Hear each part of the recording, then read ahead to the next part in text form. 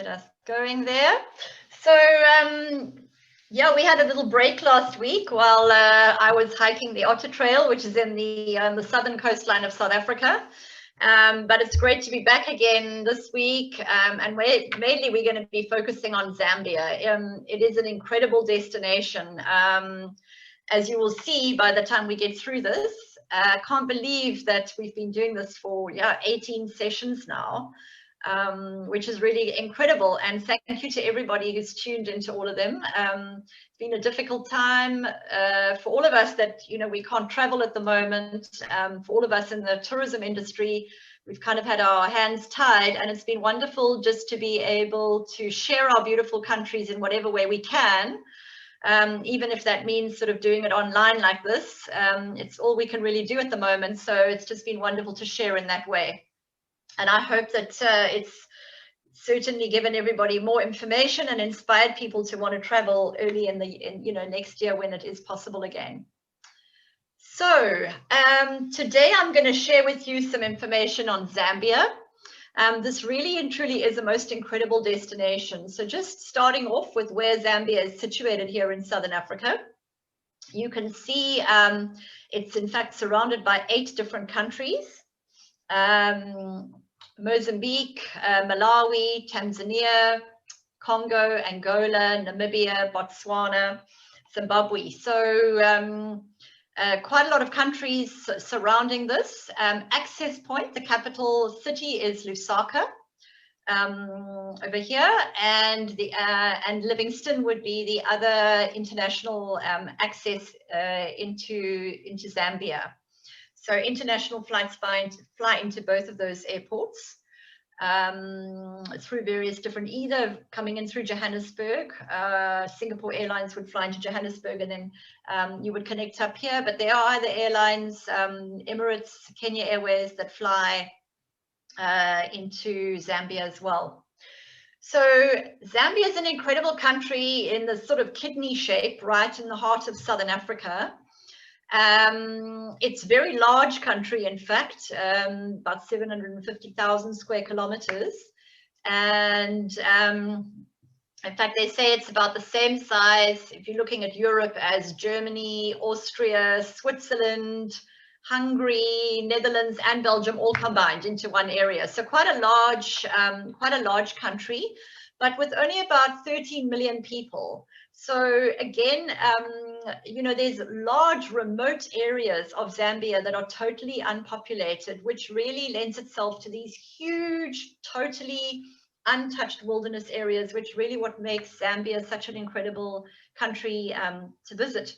There's actually many areas of Zambia that sort of just don't fall into the tourist map at all because they're so remote. And in fact, the only way you can really get there is by they cater to sort of the overland 4x4 market with campsites in some of these reserves, but very little tourism infrastructure in quite a lot of the areas of Zambia. That's just how remote it is. The other interesting factor about Zambia is it has over 70 different ethnic groups in Zambia. And the cultural diversity is really very strong in Zambia, and we will look at that a little bit later on. They have incredible cultural festivals throughout the year in Zambia, celebrating their culture and their history. So that's just a little bit about Zambia. The other thing that I just want to mention before we move on, just looking at this map, is you can see that Zambia really is has got many water and lake systems and river systems running through it. So you can see up in the north, Lake Mweru and Lake Tanganyika. We've got Lake Kariba down here. And then in the central area here, the Lake Bangwelu area. Quite remote, quite difficult to get to, but incredible for birding. And then the river systems, we've got the Zambezi River, which flows through the western side here, the Kafue River through the central area and down into Kariba. And then you've got the Luangwa River, which flows all the way through the eastern side here. So really, this is what makes Zambia such a fascinating country, is because it's just dispersed with so many water systems all the way through. I'm going to start off with just by talking about the Great Lakes of Zambia. So I mentioned 4 lake systems earlier. I'm really going to focus on 2 of them. The first is Lake Tanganyika. Lake Tanganyika is right up in the north, bordering on Tanzania, and is part of the Great Rift Valley Lakes. It is actually the longest freshwater lake in the world and the 2nd deepest freshwater lake. It is well known for its beautiful crystal blue waters and white sandy beaches, also for its very quick storms that can erupt out of the lake.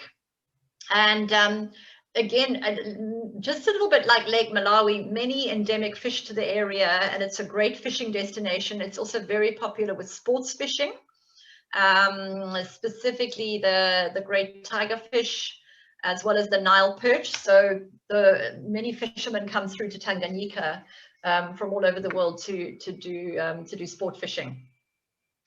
Lake Bangwelu, which I showed you on the map in the central part, quite remote to get to, but an incredible water system, wetland area. The permanent lake is about 3,000 square meters, but during flood season, that can extend to about 15,000 square meters, making it just such an incredible wetland area, which of course attracts massive bird life in this area. And also, of course, a lot of game, specifically the well-known for the lechwe, which are found in this area. Lake Kariba, we discussed quite a bit when we were looking at Zambia. So Lake Kariba is on the Zambezi River. It forms the border between Zimbabwe and Zambia, and it is in fact a man-made lake. It was constructed finished off in about the 50s with the Kariba Dam wall being built. It's 118 meters across the Kariba Gorge. And at the time in the 50s, it was considered to be an engineering, quite an engineering masterpiece, actually, to get the Lake Kariba Dam wall finished. So on the on the Zambian side of Lake Kariba, it's only about a 2-hour drive down from Lusaka. And as mentioned, in fact, in the video, it's become sort of known as the Riviera of Zambia. And it's really an area where a lot of people have holiday homes. It's really well known for its houseboats, just beautiful beaches, and of course, a lot of fishing in the area. So that's just covering a little bit of the lakes in the area. Again, due to so many different waterways and water systems, the other thing that Zambia is really well known for is its waterfalls. And of course, the #1 waterfall that everybody knows very well is Victoria Falls, but there are in fact 20 different waterfalls in the country of Zambia. I'm not going to touch on all those different waterfalls because it's unlikely that they would be you would be including them in an itinerary, but let's just look at Victoria Falls. We have covered Victoria Falls, I think, twice already when we were doing Zimbabwe, and I think also covering sort of combining countries. So I'm not going to spend too much time because I know a lot of you have been on the webinar with us right from the beginning. So I don't want to repeat too much about Victoria Falls, but an absolutely awe-inspiring, it's absolutely magnificent. So Victoria Falls is one of the 7 natural wonders of the world. It is a seasonal river, and obviously we've spoken about the fact that the town of Victoria Falls is on the Zimbabwe side, and the town of Livingstone is on the Zambian side of the Victoria Falls, separated by a bridge basically going across there. In full seasonal flood, it's about 1.8 kilometers wide and about 103 meters drop down into the river gorge. And during high water season, this is the largest body of water globally that comes over a waterfall. So it really does make for the most spectacular viewing. During high water seasons, during the time when the river's in full flood, which some of you may remember, interestingly enough, rainy season is between sort of end of November to maybe the end of February. But remember, we spoke about the fact that the waters come down from the Angolan highlands. They then travel down through Zambia and Botswana. So they only reach full flood coming over over the gorge down the Zambezi River, sort of in sort of April, May, we sort of reach full flood area, full flood time, March, April, May, depending on obviously how late the rains were. During full flood, the river is absolutely spectacular, but you need, I always say, it's like they call Musi Otonia means the smoke that thunders. And literally, you just have this massive sort of mist that's thick mist, dense mist that is covering the rainforest. You pretty much, when you go walking around there, you need to put a raincoat on because you will get wet. So the best way, I often think, to see the falls over that time is really to go up, take a helicopter flight, a helicopter flight over the falls is really a magnificent way to see the falls at that time, because you really are up in the air and you get to see the full body, an aerial view of the falls, and it's just absolutely a must do if you're traveling over that time. If you're going during lower water, it is definitely better to see the Victoria Falls from the Zimbabwe side as opposed to the Zambian side. The Zambian side of the falls tends to dry up during sort of October, November, December. You find very little water coming over that section. So that section of the Victoria Falls. So then what a lot of hotels and companies do is they bring you across to the Zimbabwe side of the falls to see the falls. Of course, the great thing about that time is you don't have this massive mist, so it's quite clear. The visibility is quite clear. So that's just a little bit about the falls. Of course, the other thing that Victoria Falls is really well known for is to be the adventure capital of Southern Africa. So for those people looking for a little bit of adventure, we've got the Devil's Pool. This is only, you're only able to visit the Devil's Pool during low season. And it's actually sort of a rock bank. So you see these incredible videos of people sort of diving into, almost looks like they're hanging over the edge of the Victoria Falls. But of course, there's a sort of a rock ledge there that is preventing them from going over. But only possible to visit this during low season water, but absolutely a highlight for anybody who's traveling during that time. This was taken at Devil's Pool here. Microlighting, of course, or helicopter trips over the falls, as I already mentioned, to me is just the most magnificent way to see the falls, and I would absolutely highly recommend it. It just shows you the vastness of the falls, but also just, you know, the Zambezi River and the canyon as it drops down. It really is an incredible spectacle to see. Bungee jumping, of course, one of the highest bungee jumps in the world, and it really is magnificent to sort of throw yourself down into the river gorge over the falls. Not something, that's one of the only activities that I haven't done in Victoria Falls. And whitewater rafting is massive in Victoria Falls. That is run almost throughout the year. There are certain times of the year where the water level is too high, where they shut it down, but you have high water season and low water season, and they just basically go on different sections of the river.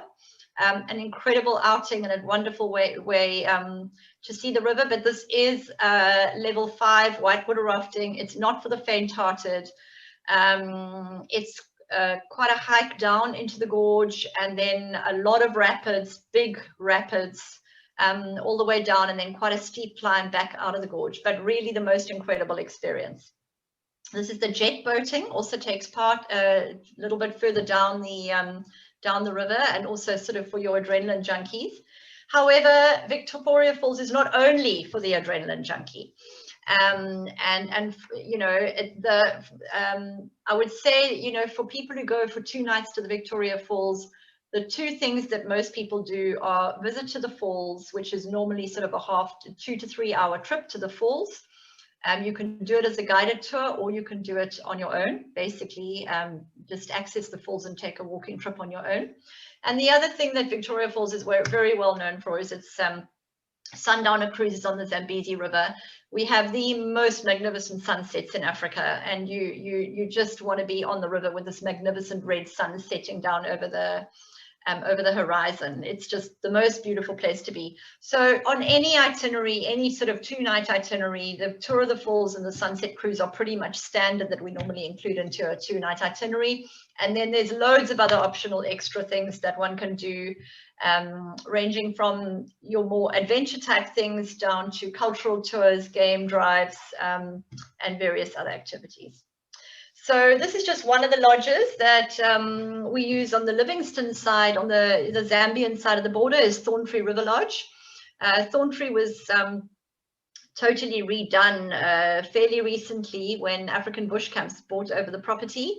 And it's about, the great thing about Thorntree is it's about sort of 20 minutes upstream from the falls. So it's out of the hustle and bustle of Livingstone and sort of surrounding the falls. You're slightly sort of further away.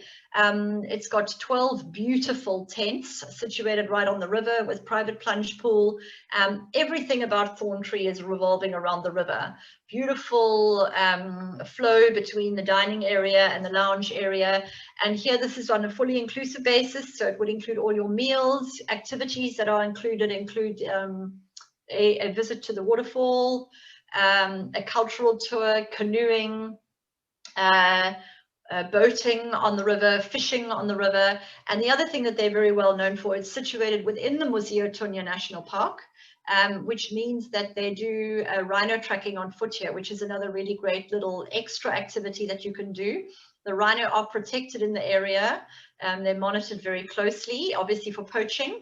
But it's really great just to spend time sort of tracking them, obviously with highly qualified guides.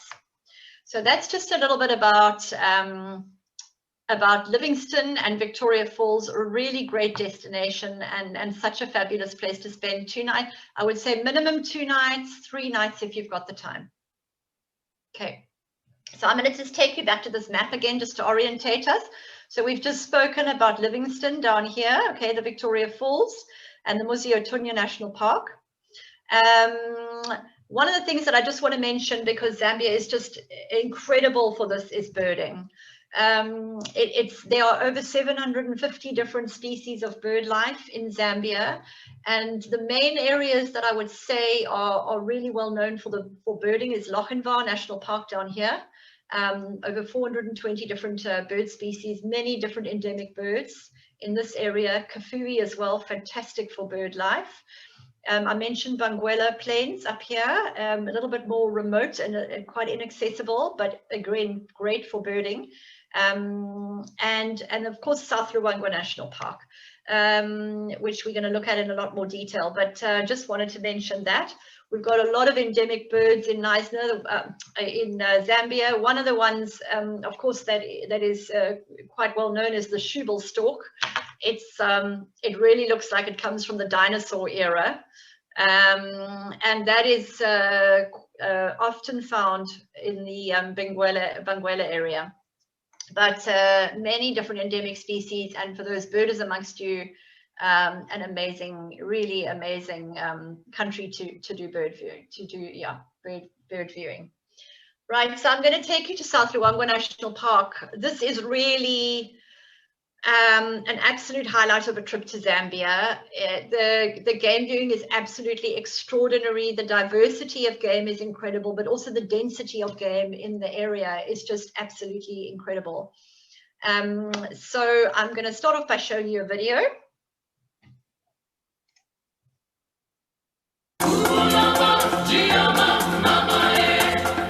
In the heart of the picturesque and pristine Luangwa Valley, South Luangwa National Park is Zambia's flagship wildlife destination and is sometimes referred to as Africa's last great wilderness. Bordered by the snaking body of the Luangwa River to the south, the park is well known for its predators, which include lion, leopard, hyena, and the critically endangered wild dog.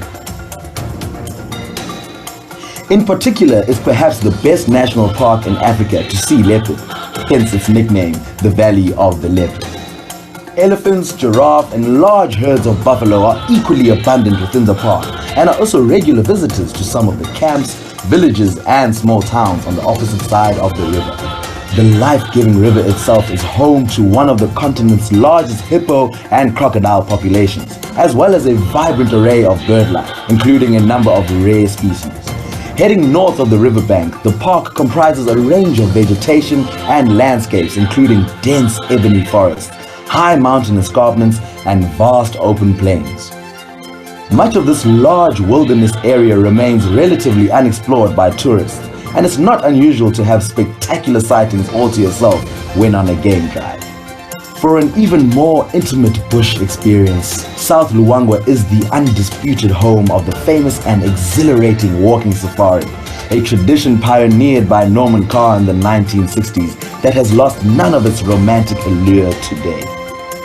Another unique factor of South Luangwa is its close relationship with the local Zambians, who have retained a strong sense of tradition and identity despite the growth of tourism over the years, and whose settlements, lives, and culture are still intricately woven into the natural fabric of the valley. There is a vast range of accommodations in and around the park from which to enjoy all that this magical part of Zambia has to offer.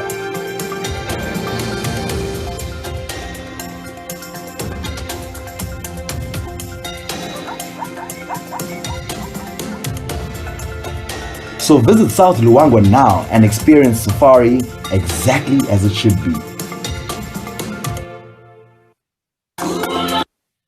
All right, so that was just a brief introduction to South Luangwa, but I think just from that video you can just see what an incredible wildlife destination it is. South Luangwa National Park in Zambia, but in fact predominantly South Luangwa and North Luangwa National Park were historically the sort of starting point of walking safaris in Southern Africa. And Norman Carr, who is part of Time and Tide, he sort of was the founder of this whole concept of walking safaris. And South Luangwa in particular is really well known for walking safaris. We've discussed walking safaris in the past in some of the other webinars, and it just, again, I can't reiterate what an incredible experience it is to be on foot in the wilderness. They do a lot of, the emphasis there is really quite a lot on walking. There are game drives as well, but they are incredibly experienced guides. They know the wildlife incredibly well, and they have got so many stories to tell and so much information to share. It really is an incredible experience. So I'm just going to touch a little bit on some of the lodges. I'm going to mention Mafui Lodge because probably in every documentary that you will see about Zambia and in every video about Zambia, you're going to see Mafui Lodge. Mafui Lodge is very famous for the elephants that walk right through camp. So just in the camp at Mafui Lodge are these large mango trees, and between October and December the mangoes are ripe, and literally you find the elephants walking right through the reception of Mafui Lodge to eat the mangoes from the tree.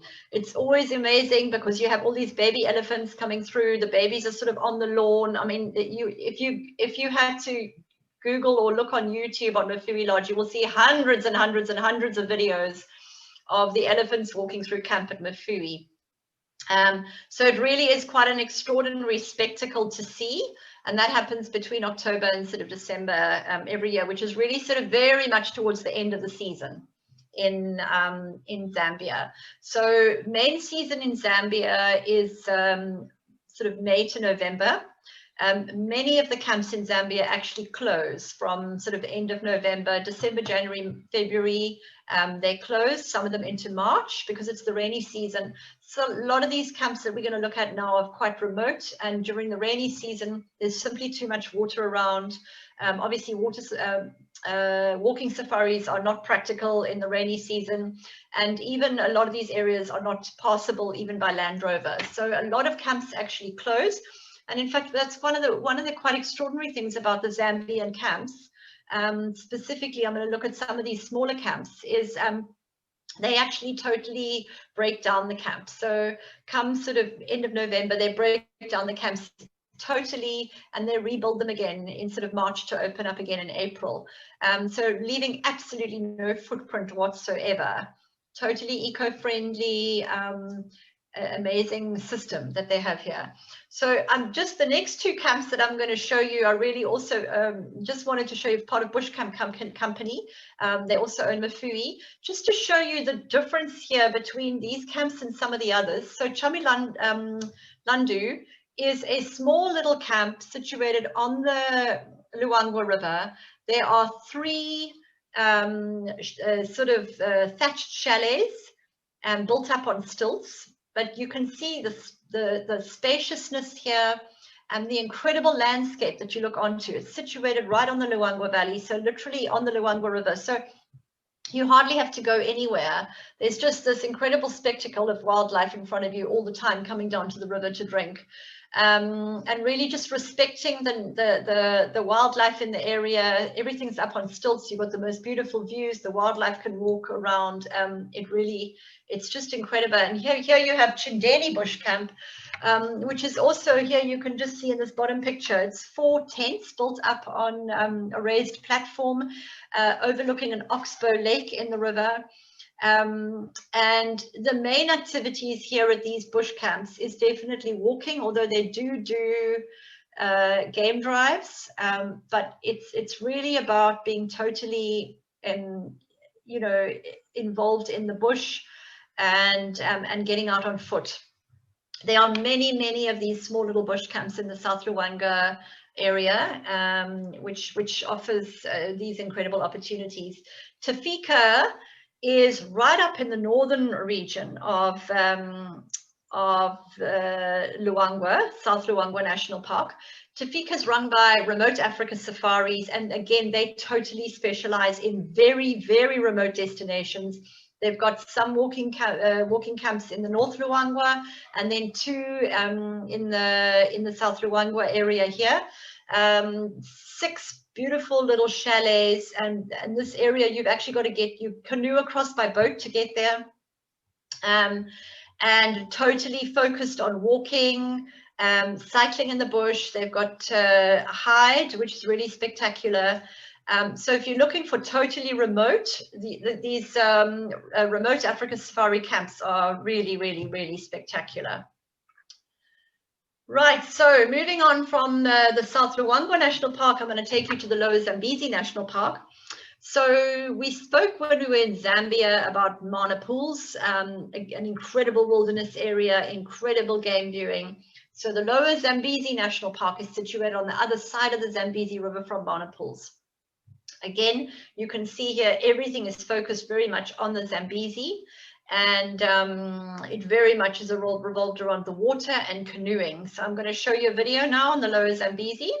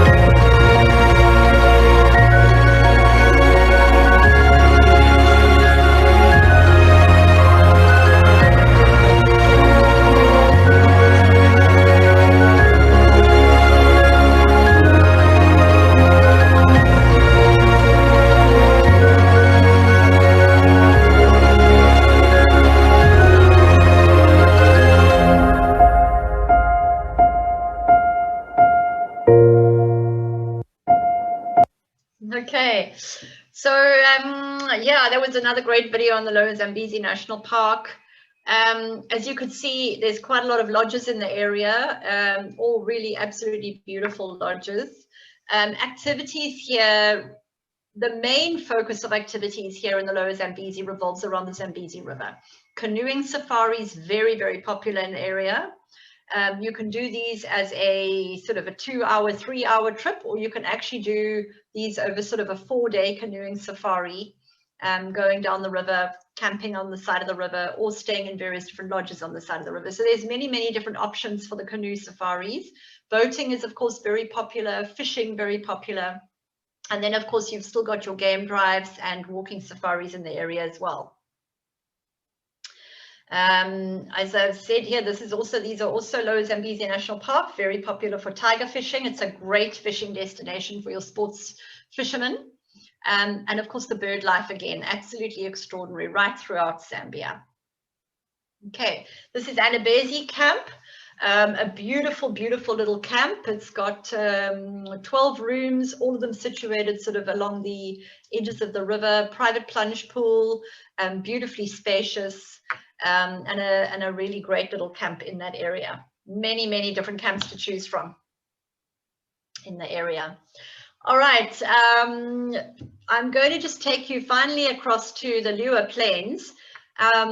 This is a totally different experience right on the western side of Zambia, quite remote. In fact, there's only one lodge, one commercial lodge in the Liwa Plains. This is run by Time and Tide, Norman Car Safaris, and it's called King Luanika. So what the Liwa Plains is really well known for is, as the rains start coming in November, these plains just turn into these massive, massive grasslands. And here you have this massive wildebeest migration happening in about November every year. Around 30,000 wildebeest that just sort of migrate across these plains. But I think what makes it so absolutely beautiful is the landscape in this area. As these, you can just see from here, as the rains come, you've got this green landscape with the game, and then of course the sort of quite sort of you know, stormy skies up above, which makes it really, really beautiful.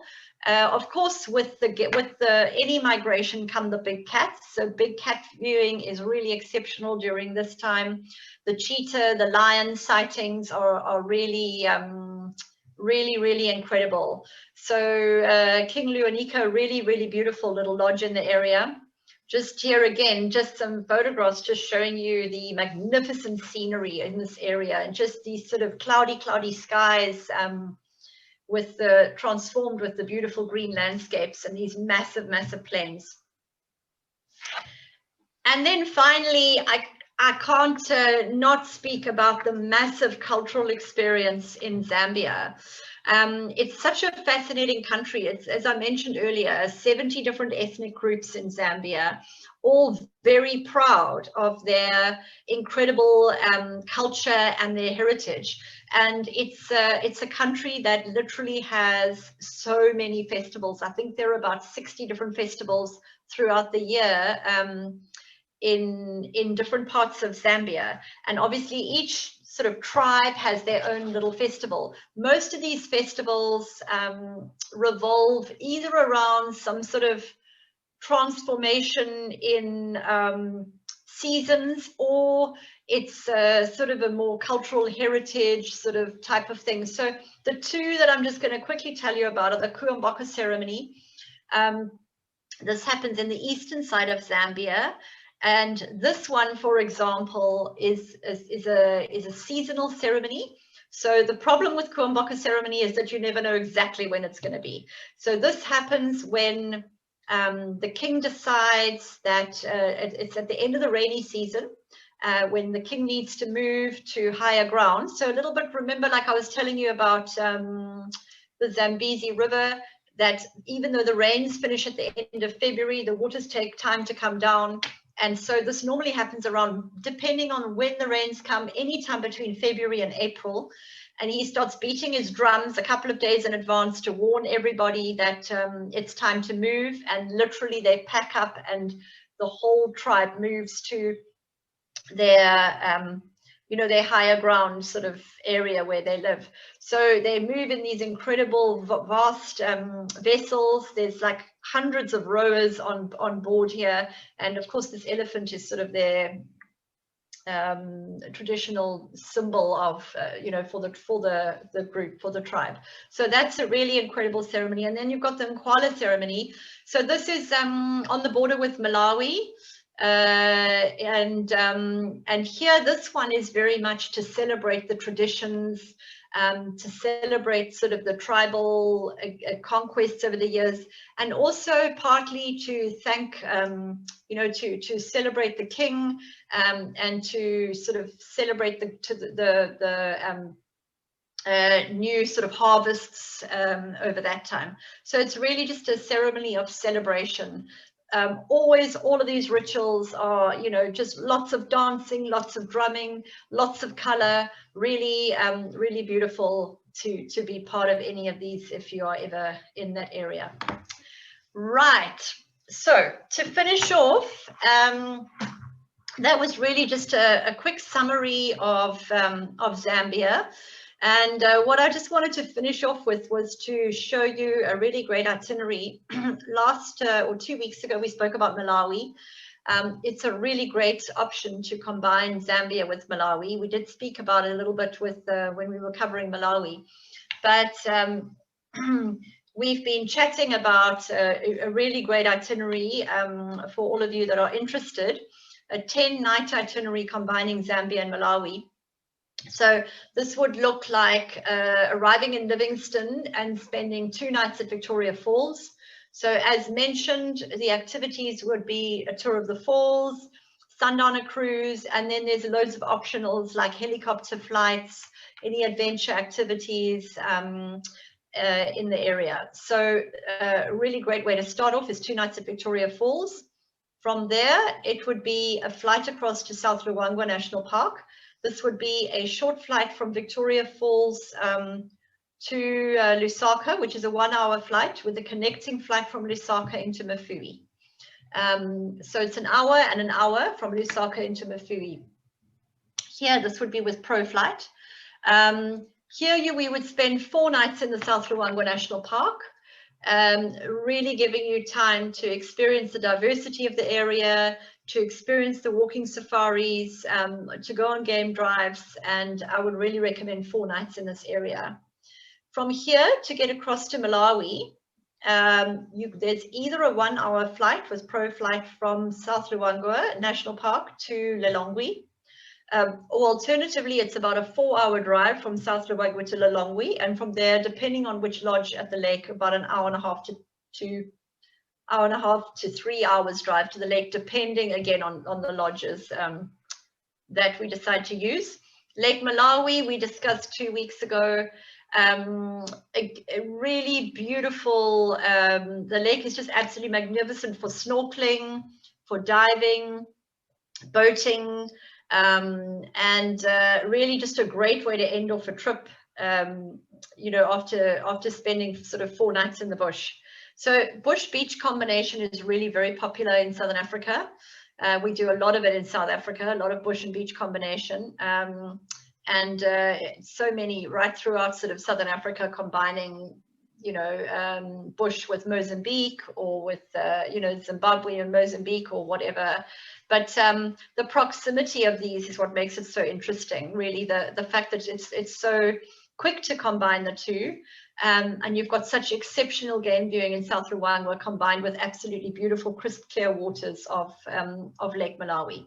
Really easy to combine, and then you would fly back out of Lilongwe, probably down to Johannesburg and out again. So really great combination. So that is me for today, and I wanted to know whether anybody's got any questions. Thank you, Nikki. Wow, this itinerary is quite interesting. You get 2 very unique stamps on your passport, Yeah, because these 2 countries are lesser known compared to the rest of the other countries, but then we can see that, especially like Zambia has a lot of offerings, in terms of the the festivals and also the wildlife and the bird life. I think the bird life will be something that our friends here will be very interested in too. Yeah, so Zambia is a good place to go for photographing action, you know, and with birding, I think this is a wonderful place. Yeah. So do we have any questions while Nikki catch a breather? Any questions from our friends here today? Now, while we wait for the questions to come in as usual, Nikki, what is the best way for a small group to travel through Zambia? Is it safe, you know, or would you recommend like travel with self-drive or with a private guide or something like that? Yeah, so that certainly that road between it obviously depends where you are in Zambia, but that road between South Luangwa and Lilongwe is obviously a road that's fairly well traveled, so absolutely fine to travel that route. Obviously, there's other areas, you know, it's a well-tarred road and it's absolutely fine. There's other areas, for example, in more remote areas in Zambia where, you know, you would need a 4x4 or you know, it's more remote area. But certainly that area, it's, you know, it's not a problem to organize transfers at all. So, you know, in a lot of cases, Julian, we often look at you know, some people wanting to do self-drives, but then if you're going into the game lodge areas, for example, South Luangwa National Park, yes, your vehicle is just going to sit there for 4 days because you're going to be going out with the rangers all the time. Yeah. So one starts looking at, you know, is it worthwhile having the car? Because actually you can as well just, you know, you don't need it in South Luangwa, you don't really need it at the lake. You can just as easily just do a road transfer across from, you know, with a road transfer company from South Luangwa to the lake. Sure, that's a very good point, Nikki. Yeah. Yeah, and then so I remembered I forgot the 10th night here in this itinerary. So we've added a night into Lilongwe. Because obviously we would need to look at flights, we'd need to look at what time flights depart, and also that night in Lilongwe could either be in between South Luangwa and Lake Malawi to break it up if you're going to be doing a drive across. Obviously all depends. If you want to take the the Ulendo flight, there's a 1 hour flight from South Luangwa into Lilongwe, and then you can jump in a car and drive down to either drive or get a transfer down to the lake. So many different options, and we really look at each single itinerary individually, you know, and see what everybody's wanting to do. Yeah. Okay. But certainly we've spoken about putting a small group together, and there I would probably say it's just going to be better to do a transfer. Yes, yeah, I totally agree, because we are talking about like at least 7 nights, right? 7 nights you'll be at somewhere, so you don't really need the car in that sense, and then you just have to park it there. Yeah, so so that is something to consider. Yeah, great. Okay, so and the thing is that, are there any photographic heights at the places that you know that we are looking at in this itinerary? Yeah, so certainly some of the lodges in South Luangwa do have heights. So we would really look at that. But you know, I would almost want to combine 2 different properties in South Luangwa to give you a full combination of the different areas, depending on how many people are in the group. So we'd look at that, yeah. Okay, great. Yeah, so we are actually also planning a trip, folks, to Zambia and Malawi, and hopefully that can take place next year, you know, where the travel restrictions are eased much more than what is happening now. So and I think that Zambia and Malawi will be a good place to look at, especially for all different kinds of photography that we will all be interested in, you know, be it culture, be it wildlife, be it birds, or be it street and everything else. You know, there will be a lot of things that we can do over there to take pictures. And we have a question coming in from Ingwa here. Ingwa is saying that since Singapore tourists will be flying into Zambia or Malawi via South Africa, right? Yeah. So can we combine them in a single trip? How many days will be required? That means inclusive for South Africa. Wow. Okay. That would be a very nice trip, Ingwa. Yeah. Fantastic trip. Yeah, absolutely. You know, there's so many options that we can do, and it would be wonderful to combine it with South Africa. It really depends on your amount of time. So, for example, the itinerary that we've just looked at now would be 10 nights combining Zambia and Malawi. If you had to combine it with South Africa, it really would it would depend on how much of South Africa you want to see. So we've covered quite a bit of South Africa right in the beginning. It's also a very, very big country. With many different options. But what a lot of people do would be, I would say, you know, it would be to include Kruger National Park in that. So there I would again say probably 4 nights in Kruger National Park. And then the other very popular extension, of course, is Cape Town. And I would say, if you know, 3 to 4 nights in each would be the minimum that you would want to do. 3 nights in Cape Town, 3 nights is really the minimum in Cape Town. And Kruger, you could do that in 3 nights as well. So you know, ideally, if you've got an extra, if you would definitely want to have a minimum of an extra week. To combine that with South Africa, depending on what you're wanting to do. Or, you know, we could spend 3 weeks on its own in South Africa. So, you know, difficult. We'd have to pick out certain interests. Yeah, or maybe, you know, since in Zambia you'll be doing the safari, then they could fly down to places like maybe George, and then take the car, self-drive all the way to Cape Town and do the garden route for 1 week. Exactly. Yeah, that's fantastic. That would be really fantastic to do the self-drive down from sort of Port Elizabeth or from George down to Cape Town. Very easy. We've spoken about that as a self-drive package before. An excellent self-drive route. It's very easy driving. It's completely safe. Beautiful places to see in the area. Gorgeous scenery down that whole sort of garden route area, and then ending off in Cape Town for 3 nights. Really beautiful trip. Yeah. So actually, to answer your question, Ingwa, I think that this trip may be between something like 18 days to 21 days, you know, that will be really fantastic. So you get to travel to at least 3 different countries. Because you see, if you go over to Vic Falls, for example, you could also take a quick walk over to Zimbabwe, and then you get to cover 1 more country, you know, in terms of that. So that could be quite an option to look at, but then you will have a very, very good idea of Africa after that, you know, of Southern Africa, and you can actually see the diversity of the different options that is available in this itinerary. I think that generally in Africa, to really travel nicely, Nikki, you know, that's my personal view, but I thought that every destination, if you could do, or rather every trip, you do something like 3 weeks, you know, that would be really, really nice. You get this immerse experience and this understanding of the beauty around nature, you know, and the places that you are going to visit. Yeah, Definitely. I mean, you know, we always want to say the longer the better, because, you know, then you can relax and just enjoy it. Unfortunately, not everybody's got 3 weeks of holiday. So, you know, that would be wonderful to say 3 weeks each time. You would really be able to get a full flavor of what there is to offer. But no, I think 10 nights is an absolute minimum. Ideally 2 weeks, you know. Ideally 2 weeks is great. And obviously the more you're trying to combine, you know, the longer you need.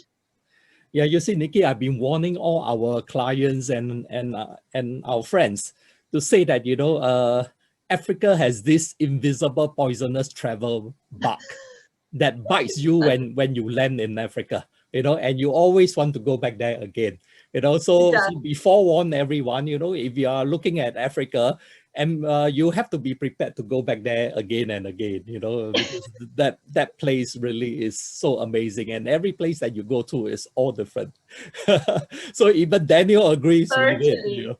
Yeah, he says it did. Yeah, so I'm looking forward to travel definitely with Daniel again, and with Bob and the rest of our friends over to Africa, because that is really so wonderful.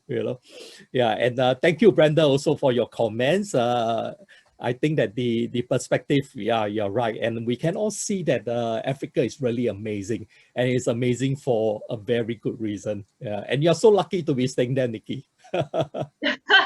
I am, yes, I am lucky. Yeah, And I'm you're 100% right. There definitely is some sort of bug that happens when you arrive on African soil. mhm, You really need to get back again. right. Ah, okay. And Chris is looking at Zambia. Wow, okay, Zambia on his bucket list. And we're all just waiting for C19 to go. Yeah, so once Oh, C19 is off, we will definitely travel again, and we will visit all the nice places.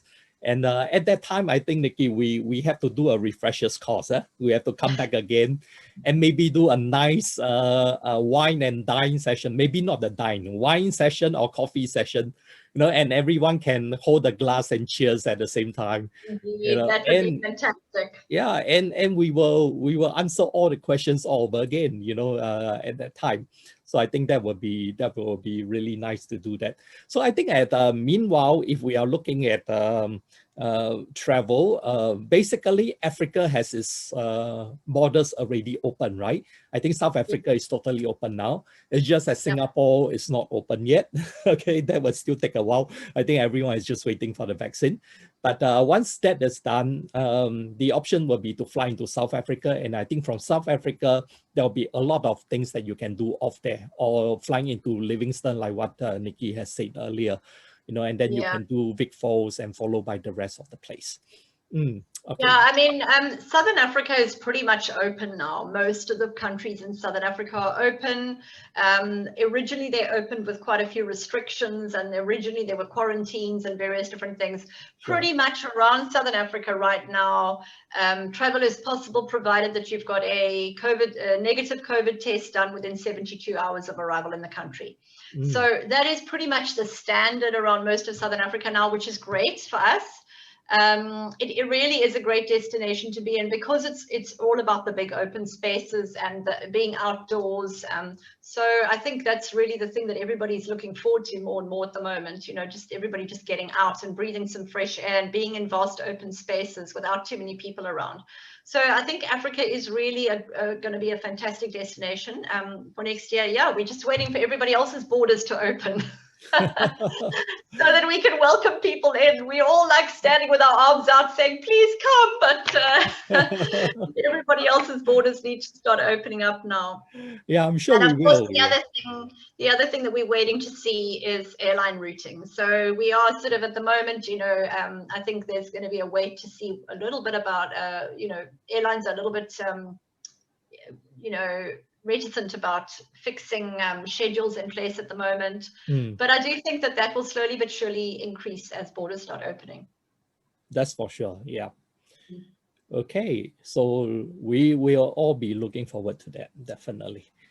So I think with this, we will really conclude this session. All good things must come to an end, and really, Nikki, thank you so much, so much for all the preparation work. You know that, folks, we have actually a session, or rather this session every week, plus something like a rehearsal and a discussion that goes on middle of the week, just to make sure that everything falls in nicely when we do this presentation. So we really thank you so much for all the support that you have shown us.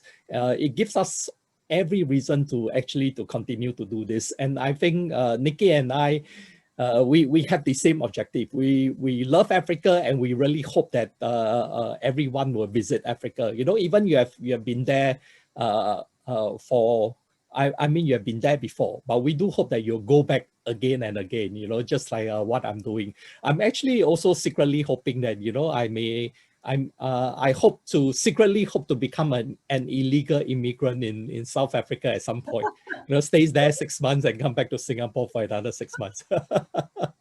Oh yeah.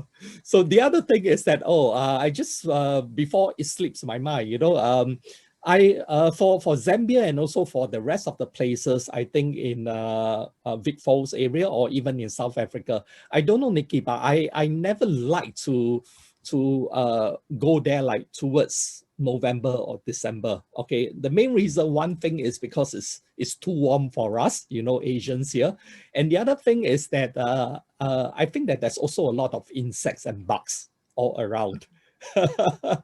Just like, for example, if we travel to Australia, okay, during November or December, you'll find a lot of flies, all around surrounding you and things like that. And I actually experienced that when I was in Zimbabwe and Zambia, in December. In December, yeah. So maybe for those of you guys who are not really so fond into doing macro photography with all the insects, you might want to avoid that time and look at maybe the period of between May to October. I think that will be a wonderful time to visit. And please remember, if you need any information, come back to us and just ask us questions anytime. We'll be really happy to answer them for you. Okay. We really like to try and also avoid peak season if we possibly can. So, for me, it's about, you obviously want to avoid the rainy seasons and the low seasons. So yes, you're 100% right. December, January, February often is rainy season in Southern Africa, except in Cape Town, which has totally different, Western Cape, totally different, seasons to anywhere else in Southern Africa. But at the same time, I also try to avoid peak season if it's at all possible, because really it's just a great, you want to sort of avoid the crowds and of course the peak season prices, so we always try and sort of go shoulder season if people have flexibility. Yeah. So do check with us when are the peak seasons for the various countries, especially for the European and the American holidays. Those are the ones that we have to be careful and just take note of. Okay. So do we have any more questions from you guys out there? Thank you so much for being such a wonderful audience for this entire series. Okay. If we just give another 30 seconds. Okay. And Nikki, I'm sure we'll have a lot of conversation offline after all this presentation and a lot of trips for us to work together, all the itineraries. And you folks, please look out on our website, toplinersclub.com. As and when things get eased up a little bit, we'll be posting the trips up, okay, on our website. And we are hopefully looking at Namibia to start with in June, and then the rest of the places to follow very shortly. Okay, so thank you so much. Okay, we don't get any more questions now, Nikki, and thank you everyone. So this will be the end of our series, and we wish you a wonderful, wonderful week ahead. Okay, thank you. Please take care and see you again sometime very, very soon. Thank you. Bye-bye. New Year. Okay then. Bye, everyone. Bye-bye.